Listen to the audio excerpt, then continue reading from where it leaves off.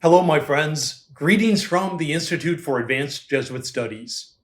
Today, for our online presentation, I have a couple things that I'm hoping to accomplish. The first is this. I would like for us to ponder, what is it to be a Christian? What does that mean? And then secondly, I'd like us to ponder, what is it that Christianity brings to the world that will be of great use, of great help for all of humanity. So that's our little wish for this online presentation today. So this morning or this afternoon or this evening, wherever you are, I hope that these words are helpful for you as you continue into the beginning of our 11th week of our retreat. So first, what is it to be a Christian? Now, that sounds like kind of a silly question, I know. But I believe that sometimes silly, easy questions often lose their obvious answers because we just don't think about such basic things anymore. Well, in a nutshell, Christians are Christian because they imitate Jesus Christ. Isn't that something? Christians are Christian because they imitate the person of Jesus Christ. And the New Testament, in particular the Gospels, are the material that we have in order to study and ponder the life of Jesus Christ, so that we can learn from him, so that we can ponder his way of proceeding, so that by studying him and knowing him, we can continue to grow in our desire to be the light of Christ in our world today. Let me point to some examples to help us connect the dots. When we look in the New Testament, we can learn from Jesus about his very beginnings, that Jesus grows in wisdom and age and favor before God and others.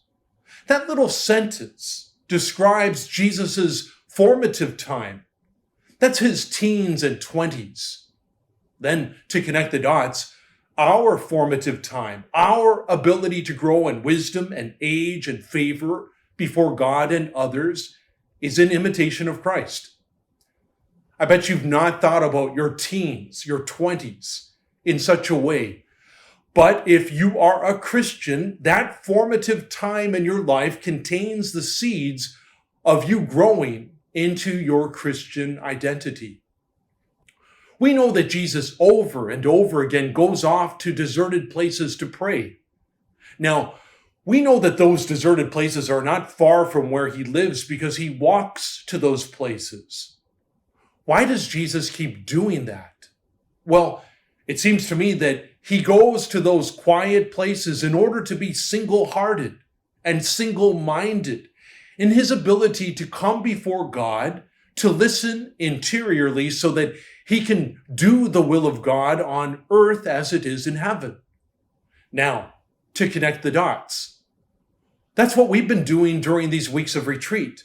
You and I, in this daily retreat in our lives, have, like Jesus, discovered places that are near to where we live, and our going to those quiet places each day is like Jesus going to deserted places to pray. And I think that that's a beautiful imitation of Christ. We know from the New Testament that Jesus heals many people.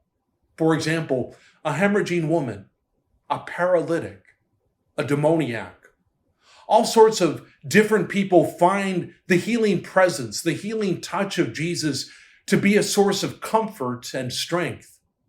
We know that Jesus in the New Testament offers a very, very influential and successful Sermon on the Mount. And we know that upon the conclusion of that sermon, he offers one of the most important miracles that has been recorded in the New Testament, the miraculous multiplication of loaves and fish, where Jesus feeds over 5,000 people. Later, we learn that Jesus raises his friend Lazarus from the dead, and that people witness this, and they are amazed by his mighty deeds. So when we look at the New Testament, at the Gospels, we discover all sorts of things that Jesus does, all sorts of ways of proceeding that we're moved to ponder and to try to relate, to incorporate as best we can into the way that we live our lives, the way that we move, the way that we have our very being. Why? Well, because Christians are Christian so that they can reveal the presence of Christ in the world today. And I believe that this is the gift that brings Christians into effective presence in our world. The ability to witness the person of Jesus through our very being in the way that we live each day. When we think about the person of Jesus, we know that he accomplishes a great deal in a short amount of time. Those events, those circumstances, those relationships that I just referred to are Jesus progressing in his ministry as he strives to reach the top of his game, the apex of his influence. And we know that this influence reaches its high point when Jesus makes his very triumphant entry into the city of Jerusalem. I suppose that we could liken Jerusalem then to the way that we might think of an important city like New York, or in my case, Fargo. Today, that Jerusalem was a big and significant city, and that the opportunity to have influence, the ability to make an impact upon the lives of many people would be tremendous. And by all accounts, the word was out about Jesus' entry, his arrival into Jerusalem. For as he makes his way into the gates of that great city, people have lined up in anticipation of his arrival. That moment is what we commemorate as Palm Sunday. Palm Sunday represents the high point of Jesus' influence and the highlight of his ministry. It's also the beginning of what we call the Paschal path. Remember, the word Paschal means Easter. This pathway begins with Jesus having tremendous success, tremendous influence in the lives of many people. But we know that this success, this influence becomes radically challenged in a very short amount of time. Public figures begin to perceive in Jesus a threat, and they begin to openly challenge the gospel message that he has been sent to proclaim. So we see in the New Testament how Jesus' attitude changes from the proclamation of the gospel to its defense. One can imagine how very frustrating this shift in emphasis must have been for him, to suddenly be on the defense of something that a short while earlier had been so warmly and enthusiastically embraced. So the Paschal path furthers along as Jesus moves from tremendous success to frustration, challenge, and public humiliation. And then we see as Jesus continues along the way that he encounters all sorts of challenges that further complicate his previously effective ministry. After Jesus enters Jerusalem, after he's perceived to be a threat, we witness how what we now commemorate as the Last Supper, that Jesus gathers with his best of friends for a shared meal, and he commissions the Eucharist at that moment. So we see Jesus go into tremendous anguish, deep isolation.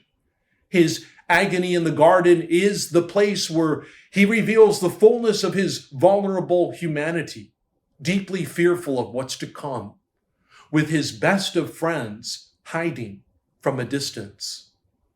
This moment must have been absolutely excruciating, absolutely difficult for him. Then Jesus is arrested, and he goes through scourging, a stripping, a beating.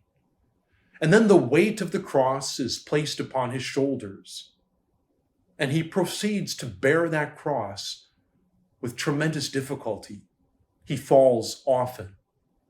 He is publicly shamed and humiliated Strangers spit upon him. They mock him for what it is that he says he is, that he's the Son of God. Then Jesus is nailed upon that very cross, and he writhes upon it in agony for hours. Then Jesus dies, and his defeated disciples take his body and place it into the tomb. That's the Paschal path. Remember, the word Paschal means Easter. It's a very, very important part of the life of Jesus for you and me to study and to ponder. It contains within it his movement from success to misunderstanding, to rejection, to isolation, to mental and spiritual and physical anguish, to bodily suffering, to death, to a period of tomb-like waiting, and ultimately to new life. This is the path that Jesus has cleared for us. This is the path that Jesus has modeled for us because, and this is what I see as so very difficult in the life of Christianity, in the practice of Christianity.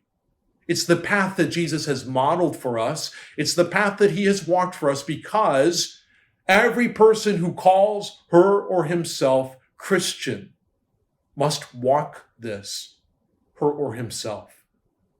The Paschal path is the highest imitation of Christ. When the Paschal path reveals itself in our lives, we have a freedom, an invitation to walk this walk of Jesus. Look at your life today. You might be living in one of the more successful moments of your entire earthly existence. You're receiving a tremendous education. You're in good physical health. You have a very meaningful career, and you have influence in the lives of many people. Many depend upon you. You make beautiful vacations. You have tremendous visions of hope and potential. You have the latest iPhone. I don't know what it is in your life right now, but I bet that there are some of you who feel that you are at the top of your game. And if that's you, we can liken your life in such a moment to the very successful Sermon on the Mount of Jesus, or his miraculous multiplication of loaves and fish. You and Jesus meet at the top. And that's a tremendous place to be with Jesus, to imitate Jesus, to be in solidarity, to be in communion with him. Or perhaps you find yourself in a moment of dread. You're carrying around a very significant mental burden, and it's one of those burdens of the heart that you alone must bear. You can't really explain it to others. It's just one of those things that you simply have to carry with you. Perhaps you're going through a very difficult physical experience, and the bodily pain that you're enduring, the isolation that you feel is very, very burdensome. Perhaps you feel distanced from your inner circle of friends and family. They're completely misunderstanding you, and it doesn't seem that they even care or notice that you're hurting. Well, in this mental anguish, in this isolation, in this loneliness, in this physical burden, you are in solidarity, in communion with Jesus in the agony of the garden, on the way of the cross. You're his companion, and he's your companion on that path in a time that's lonesome and isolating. Or perhaps you find yourself going through a moment of death. Someone you have loved deeply has died or is dying. Perhaps something has happened in your personal life, in your family, that has made part of you feel as if it has died. Well, you're in solidarity with Jesus on the cross. Or perhaps you find yourself going through a moment of life where you're kind of in automatic pilot in life. You're going through the motions. And on the outside, things seem to appear to be moving along, but you're not where you want to be. You're not really alive like you know you could be or want to be. You're simply going through the motions and you're waiting for something to spark and come to life. Well, you're in solidarity with Jesus in the tomb. Or perhaps you find yourself looking at life today and singing, a year ago or 2 years ago or 3 years ago because of this illness or because of that death or because of this humiliation or that public shaming or failure. It was such an awful time. It was such a difficult, terrible moment in life. I've suffered through it, and now today I see light. I have hope. I have a new energy within me. All things are new. Well, you're in solidarity with Jesus in the resurrection. You're with the risen Jesus and you meet him in that Easter moment. That's a tremendous, marvelous, excellent place to be in the imitation of Christ. Now, some people might hear this and say, well, this association seems a little bit selfish. It seems like it's all about me. Well, that's not my intention at all. In fact, I would say quite the opposite. For when we suffer intensely, we automatically place ourselves at the front and center of our existence. Because when we suffer, others simply cannot be with us in the way that we would like them to be. Or when others are suffering, we discover that we cannot be with them in the ways that we would like to be. There's something very isolating about suffering. In a mysterious way, Jesus can go into places of suffering to be with us in ways that others simply cannot. And that's very, very important because it hurts us when we're suffering. It's hard not to have family or friends be able to be with us in such a way that suffering disappears. They cannot do that for us. Additionally, and more importantly, it's very, very painful for us to have friends and family who are hurting and for us to discover that we're so limited. There are some things that we simply cannot do to alleviate the hurt, to alleviate the suffering of our loved ones. And that's where Jesus comes to our assistance, to be with us and with our loved ones as a companion on the way of the Paschal path. And I think that that's a very important prayer, perhaps the most important part of our relationship with Christ, to feel the presence of Jesus in the midst of immense challenge.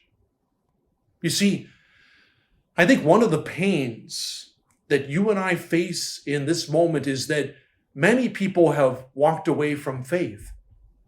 And because faith is no longer an active part of their daily lives, when suffering enters into their existence, they feel as if God has abandoned them. They feel as if God is getting even with them or that God is willing this suffering into their lives. And that's absolutely not true. God never wills suffering. God never desires beloved daughters and sons to hurt. Rather, God allows suffering because of freedom. But God is with us through all that life brings. And that is the mystery of our faith, that all roads lead to Easter. But here's an even deeper pain, at least for me. I cannot prove this to you. I cannot tell you about this companionship of Jesus in the midst of your suffering. That's very difficult. As a believer, I believe this is true, but I cannot force this into someone else's understanding. And I cannot reveal this to someone in suffering because it's not compassionate in such a moment. It cannot be received. Imagine if I went to a hospital and told someone in that hospital, ultimately, this is a very beautiful and important moment in your life. Not too good, right? It'd be like going up to the Lord in the agony of the garden and singing, This is all going to work out, Jesus. All you have to do is get to Sunday. Well, come on. You see, this is why the practice of faith, why spiritual exercise is so very important. Because practicing our faith is remote preparation for all that life brings. I long for a renewal of faith, which includes a deeper appreciation for what the liturgical year brings. Because if a person practices the faith, he or she discovers a pathway to God. The Paschal path becomes trustworthy. For every single year, there's an Immaculate Conception. Every single year, there's a Nativity. Every single year, there's an Epiphany. Every year, there's a baptism. Every year, Jesus grows in wisdom and age and favor before God and others. Every year, there's a healing of a paralytic, a demoniac, a hemorrhaging woman. Every year, there are parables shared that are filled with wisdom. Every year, there's a Sermon on the Mount. Every year, a miraculous multiplication of loaves and fish. Every year, a raising of Lazarus. Every single year, a triumphant entry into Jerusalem.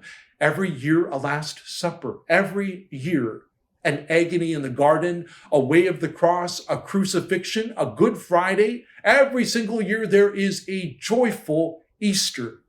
Every year, there are appearances of the risen Lord. Every single year, there is the Great Commission. Every year, there's an Ascension, a Pentecost, an Assumption. Every single year, there are all sorts of moments of ordinary time.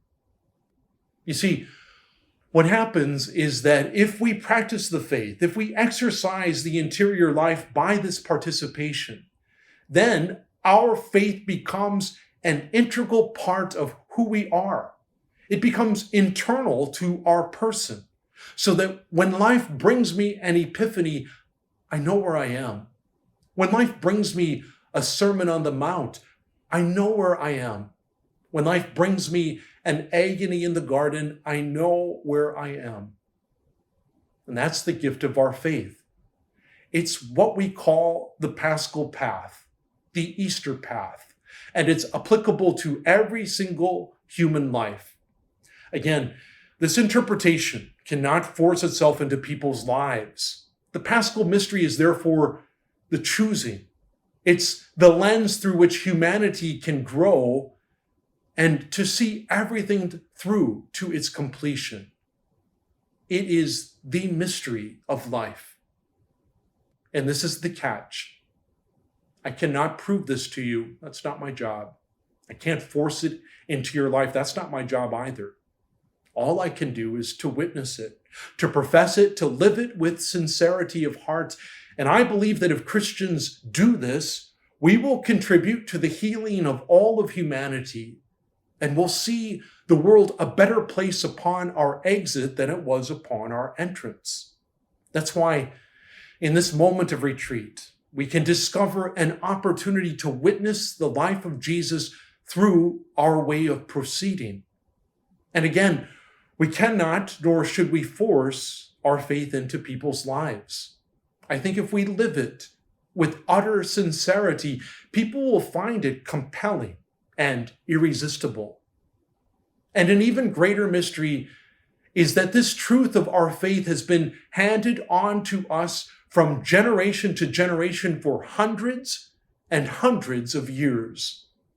This is our time to continue to hand on the faith. And we must do so with an inner strength that will help us endure through the challenges that the Paschal path brings. And that's why I do think that it's very, very significant and very, very good that you're taking this time to engage in spiritual exercise, because spiritual exercise is what makes us strong on the way of the Paschal path. Remember, that's what the practice of Christianity was called at its beginning. The first followers of Jesus weren't called Christians or Catholics. They were Jews and Gentiles who practiced the way. They followed the way. And we believe the way is the truth and the life, and that no one comes to the Father except through Jesus. This is the gift that Christianity brings to all of the world. This is our faith, and we're very proud to profess it. So these are some reflections for you as you begin week 11 of our retreat.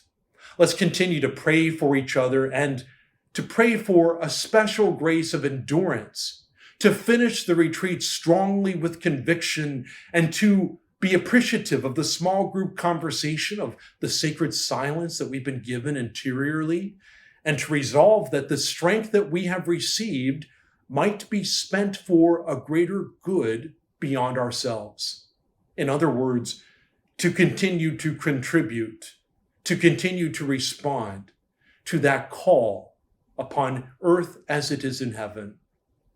Take care, everyone, and God bless.